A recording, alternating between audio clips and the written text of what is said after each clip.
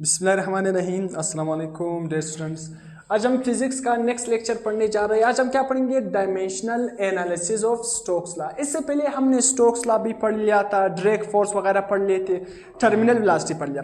अब हमने क्या करना है? स्टोक्स लॉ को देखना है कि डायमेंशनल एनालिसिस, डायमेंशन क्या है। मैंने आपको फर्स्ट जो चैप्टर नंबर फर्स्ट है ना, वहां पर मैंने आपको डायमेंशन पढ़ाए थे, किसी भी क्वांटिटी का डायमेंशन किस तरह निकालते हैं। तो आज हमने स्टोक्स लॉ का डायमेंशन निकालना है। एनालिसिस का मतलब क्या है? हमने चेक करना है कि जो स्टोक्स लॉ है वो डायमेंशनली करेक्ट है या नहीं। मतलब जो स्टोक्स लॉ है उसका जो लेफ्ट साइड है वो राइट साइड के बराबर है या नहीं, मतलब वो दोनों डायमेंशन बराबर है एक दूसरे के साथ या नहीं।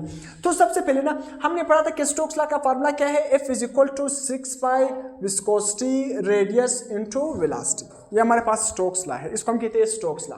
अब देखना इस स्टोक्स लॉ में हमें क्या इंफॉर्मेशन मिल रही है। 6 पाई तो हमारे पास क्या है? एक कांस्टेंट है। ये क्या है? कांस्टेंट। 6 पाई क्या है? कांस्टेंट। और कांस्टेंट का कभी भी डायमेंशन नहीं होता, तो 6 पाई का हम कोई भी डायमेंशन नहीं बना सकते, तो कांस्टेंट का कोई भी डायमेंशन नहीं होता। तो ये इक्वेशन हमें क्या बता रही है? हमें ये बता रहे कि फोर्स का विस्कोसिटी के साथ भी डायरेक्ट रिलेशन है, फोर्स का रेडियस के साथ भी डायरेक्ट रिलेशन है, फोर्स का वेलोसिटी के साथ भी कौन सा रिलेशन है? डायरेक्ट रिलेशन है। तो इसको हम इस तरह भी लिख सकते हैं कि force is directly proportional to velocity, second force is directly proportional to radius, third force is directly proportional to viscosity. अब देखो हमने सिर्फ ये पढ़ा ना, हमें अभी कुछ भी पता नहीं है, हमें इंफॉर्मेशन पता नहीं है। देखो लेट सपोज अगर हमें इंफॉर्मेशन पता ना हो या हमने देखना है कि ये जो डायमेंशन है ये करेक्ट है या नहीं, तो इस पूरे फार्मूले को मैंने इस तरह लिख लिया था। लेट सपोज ये जो फार्मूला है ना ये मेरे पास गिवन है ना, तो मैंने इसको छोटे छोटे पार्ट्स में लिख लिया कि फोर्स का वेलोसिटी के साथ, फोर्स का रेडियस के साथ, फोर्स का विस्कोसिटी के साथ, सब के साथ कौन सा रिलेशन है? Direct relation. तो मैंने क्या कर लिया कि force is directly proportional to velocity, radius and viscosity. तो सब के ऊपर मैंने क्या लिख लिया? पावर। v के ऊपर क्या लिखा? a, r के ऊपर क्या लिखा? b, और विस्कोसिटी के ऊपर क्या लिखा? c। अब मैंने ये मालूम करना है इसका डायमेंशन, कि लेफ्ट साइड का डायमेंशन राइट साइड के डायमेंशन के बराबर है या नहीं। तो मैंने क्या कर लिया? इस प्रोपोर्शनलिटी सिंबल को खत्म करने के लिए मैंने क्या लगा लिया? एक कांस्टेंट लगा लिया। क्या लगा लिया? कांस्टेंट, जो कि मेरे पास क्या है? एक कांस्टेंट। तो मैंने कांस्टेंट लगा लिया, ये मेरे पास इक्वेशन बन गया और प्रोपोर्शनलिटी सिंबल क्या हो गया? खत्म। तो force is equal to constant, velocity, radius और विस्कोसिटी। तो उस सब की पावर क्या है? v की पावर a, r की पावर b और विस्कोसिटी की पावर c। अब हमने क्या करना है? फोर्स का डायमेंशन। इसको मैंने आपको लेक्चर जो हमारे पास क्या है चैप्टर नंबर फर्स्ट में मैंने आपको तमाम डिटेल से पढ़ा है कि डायमेंशन किस तरह निकालते हैं, फोर्स का डायमेंशन। उसी तरह हमने पढ़ा भी कि डायमेंशन है क्या, किसी भी फार्मूले का डायमेंशन किस तरह निकालते हैं। तो ये क्या है? ये मैंने आपको वहां पर पढ़ाया भी है। तो यहाँ पर देखो फोर्स का डायमेंशन हमें पता है कि फोर्स का डायमेंशन क्या है? mlt की पावर -2। तो फोर्स की जगह मैंने क्या लिख लिया? फोर्स का डायमेंशनल फार्मूला लिख लिया, फोर्स का डायमेंशन लिख लिया। फोर्स का डायमेंशन क्या है? mlt की पावर -2। तो ये क्या बना? फोर्स का डायमेंशन बना। तो ये फोर्स का डायमेंशन है। क्या मिल रहा है? तो ये हमारे पास क्या है? फोर्स का डायमेंशन है इज इक्वल टू, तो लेफ्ट साइड का हमने डायमेंशन लिख लिया। ये क्या है? लेफ्ट साइड का डायमेंशन है। तो समझ आ गया लेफ्ट साइड का डायमेंशन। लेफ्ट साइड का डायमेंशन हमने लिख लिया। अब देखना मैंने क्या करना है? राइट साइड का डायमेंशन करना है। तो लेफ्ट साइड पर फोर्स है, राइट साइड पर मेरे पास क्या आ रहा है? वी, आर और विस्कोसिटी। तो उसी तरह देखो कांस्टेंट का कोई भी डायमेंशन नहीं होता, तो कांस्टेंट का हम कोई भी डायमेंशन नहीं निकलेंगे। बहुत ही आसान। जो वेलोसिटी है ना उसका डायमेंशन क्या होता है? lt की पावर -1, स्क्वायर ब्रैकेट में इसको बंद करेंगे। और वेलोसिटी के ऊपर पावर क्या है? a। मैंने उसी तरह a लिख लिया, कुछ भी फर्क मैंने नहीं लिखा। उसी तरह जो रेडियस है, रेडियस हमारे पास फासला है और फासला का डायमेंशन क्या होता है? l। हम कैपिटल L लिखते हैं। तो इसी तरह r का डायमेंशन l है, इसको स्क्वायर ब्रैकेट में बंद करेंगे। r का पावर क्या है? b। तो इसके ऊपर क्या लिखेंगे? b। अब हमारे पास क्या है? विस्कोसिटी। देखो विस्कोसिटी, अब हमारे पास क्या है? विस्कोसिटी का डायमेंशन क्या है? उसी तरह जो विस्कोसिटी है ना उसका डायमेंशन क्या है? ml की पावर -1, t की पावर -1 और विस्कोसिटी का पावर क्या है? c। तो इसके ऊपर मैंने भी क्या लिख लिया? c। तो हर एक का मैंने डायमेंशन लिख लिया और फिर क्या कर लिया? उसके ऊपर क्या लिख लिया? पावर। इसी तरह यहाँ पर भी पावर, यहाँ पर भी पावर, यहाँ पर भी पावर। अब मैंने क्या करना है? देखो मैंने कंपेयर करना है, कंपेयर द रिस्पेक्टिव टर्म। मैंने इस रिस्पेक्टिव टर्म को कंपेयर करना है। मैं किस तरह कंपेयर करूंगा? बहुत आसान। इस साइड पे मेरे पास क्या है? m है, l है और t है। सबसे पहले मैं m को उठाऊंगा। देखो यहाँ पर m की पावर कुछ है या नहीं? अगर m की पावर, देखो अगर m की पावर कुछ भी नहीं है तो इसका मतलब क्या? m की पावर क्या है? 1। तो देखो m, तो मैंने लिख लिया m की पावर 1। अब देखना इस साइड पे आपने तमाम m को उठाना है। देखो m यहाँ पर, देखो इस साइड यहाँ पर m मौजूद है नहीं, यहाँ पर m मौजूद है नहीं, यहाँ पर m मौजूद है ना, तो m मौजूद है, सब की पावर क्या है c, तो ये c क्या है m के साथ भी मल्टीप्लाई हो रहा है, ये c क्या है l की पावर -1 के साथ भी मल्टीप्लाई हो रहा है, ये c क्या है t की पावर -1 के साथ भी क्या है मल्टीप्लाई हो रहा है। तो राइट साइड पर हमारे पास m की पावर 1 है is equal to left side पर क्या है m की पावर क्या होगा c, तो मैंने लेफ्ट साइड पे क्या लिख लिया m की पावर c। अब देखना है मैंने क्या है, फिर से दूसरा टर्म उठाना है l, लेफ्ट साइड का l लिखना है और इस साइड पर जितना l होंगे उन सब के पावर मैंने लिखना है। अब देखना है किस तरह, देखो राइट साइड जो मेरे पास लेफ्ट साइड है, लेफ्ट साइड में l, यहाँ पर देखो l की पावर क्या है, कुछ भी नहीं है। जब कुछ भी नहीं है तो इसका मतलब क्या है, l की पावर क्या होगा 1। जब कुछ भी नहीं होगा तो l की पावर 1, तो मैंने लेफ्ट साइड पर l लिख लिया, उसकी पावर 1 इज इक्वल टू।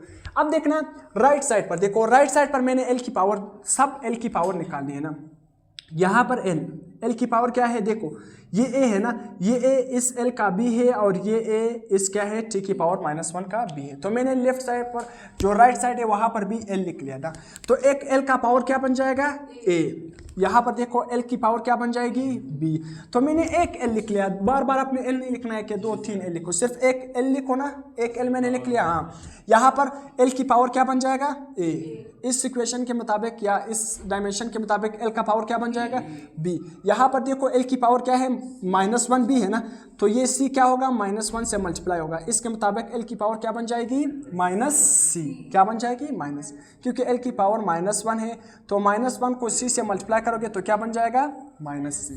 तो देखो l का पावर यहाँ पर मैंने क्या लिखा है +c, यहाँ पर मैंने क्या है +c, m l की पावर -1, यहाँ पर क्या है माइनस, यहाँ पर क्या आएगा -c, तो यहाँ पर क्या आएगा -c। तो यहाँ हमने l का पावर भी लिख लिया।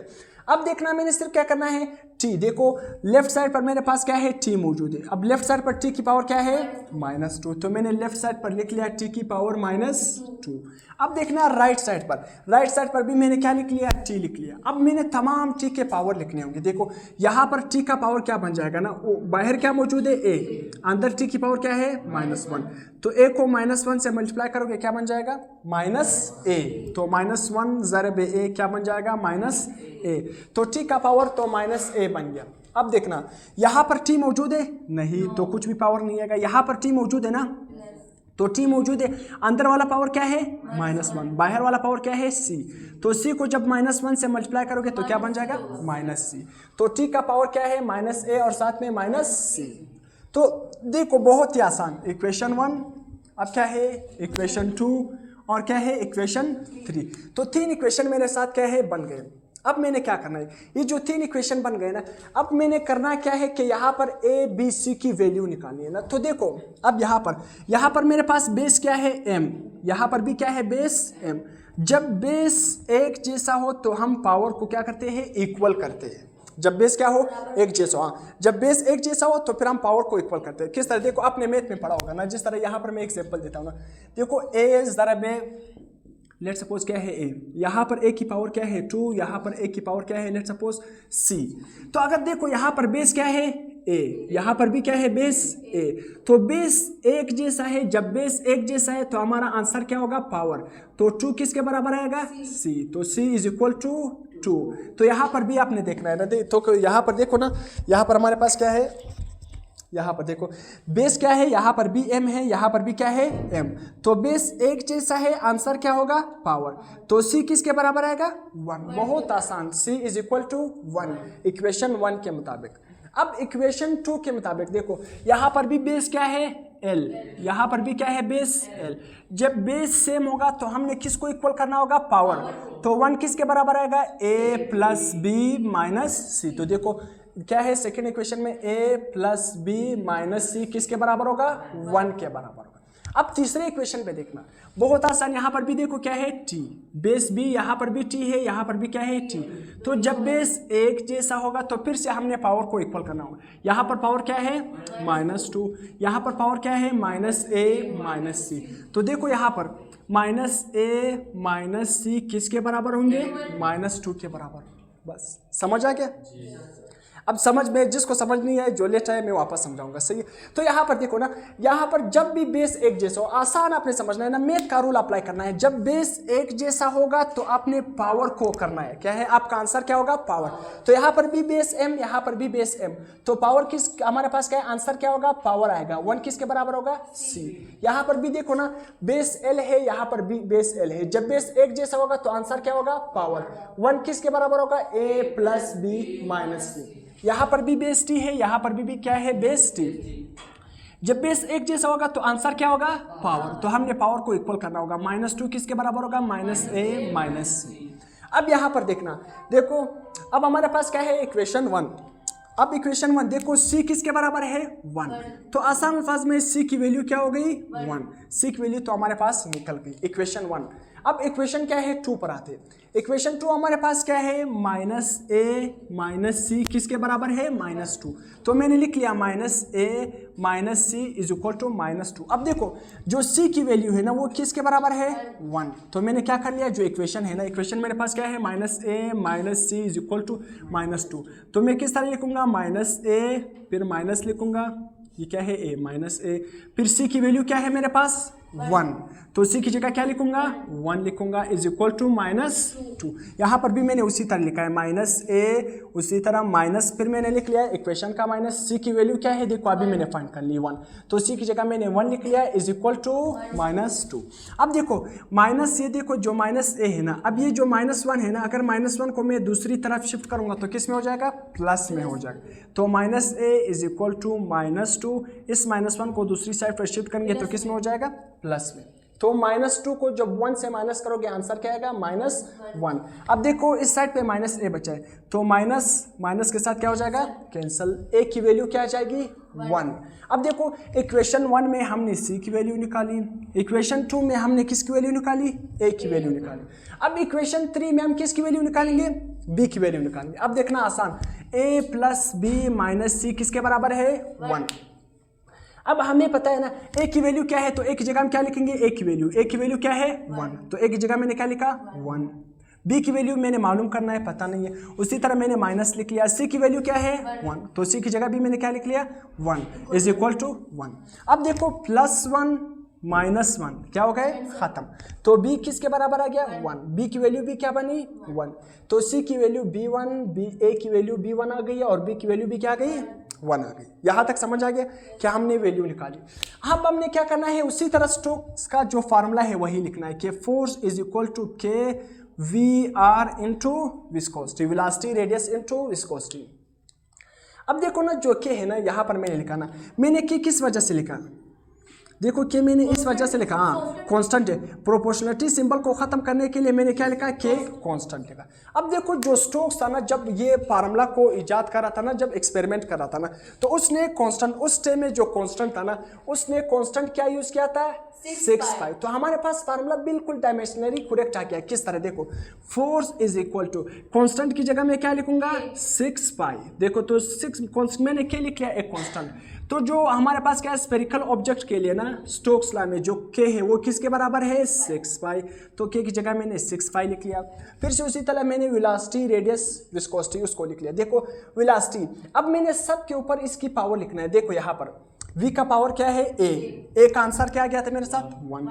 तो मैंने v की जगह क्या लिख लिया, 1। उसी तरह r की पावर क्या है, b का आंसर क्या आ गया था, 1। तो मैंने यहाँ पर भी b की जगह क्या लिखा, 1। उसी तरह विस्कोसिटी का आंसर क्या है, c। विस्कोसिटी का पावर क्या है, c। तो c का हमारे पास आंसर क्या आ गया था, ये 1। तो यहाँ पर भी मैंने क्या लिख लिया, 1। तो किसी चीज का जब पावर क्या है 1 ना लिखो तो भी हमें समझ आ रहा होता है कि उसका पावर क्या होता है, 1। तो force is equal to 6π VR viscosity. तो देखो हमें स्टोक्स लॉ का फार्मूला बिल्कुल डायमेंशनली क्या है, करेक्ट है। क्यों करेक्ट है, क्योंकि लेफ्ट साइड का डायमेंशन हमने जब राइट साइड के साथ, देखो ये लेफ्ट साइड का डायमेंशन जब हमने राइट साइड के साथ कंपेयर किया तो हमारे पास बिल्कुल देखो स्टोक्स लॉ का फार्मूला वापस क्या हो गया, डिराइव। तो ये हमें क्या बता रहे हैं कि लेफ्ट साइड का डायमेंशन बिल्कुल एग्जैक्टली राइट साइड के डायमेंशन के बराबर है। तो इसी वजह से हम क्या कहेंगे कि ये फार्मूला बिल्कुल डायमेंशनली क्या है, करेक्ट है, डायमेंशनली करेक्ट। डायमेंशनली करेक्ट का मतलब क्या है? इसका मतलब ये है कि लेफ्ट साइड का डायमेंशन किसके बराबर है? राइट साइड के डायमेंशन के बराबर है। बिल्कुल यहाँ पर हमने मालूम भी किया। तो ये आपके लॉन्ग क्वेश्चन के हवाले से बहुत ही इंपॉर्टेंट क्वेश्चन है। तो इसी वजह से हमने स्टोक्स लॉ का डायमेंशन एनालिसिस भी कर लिया।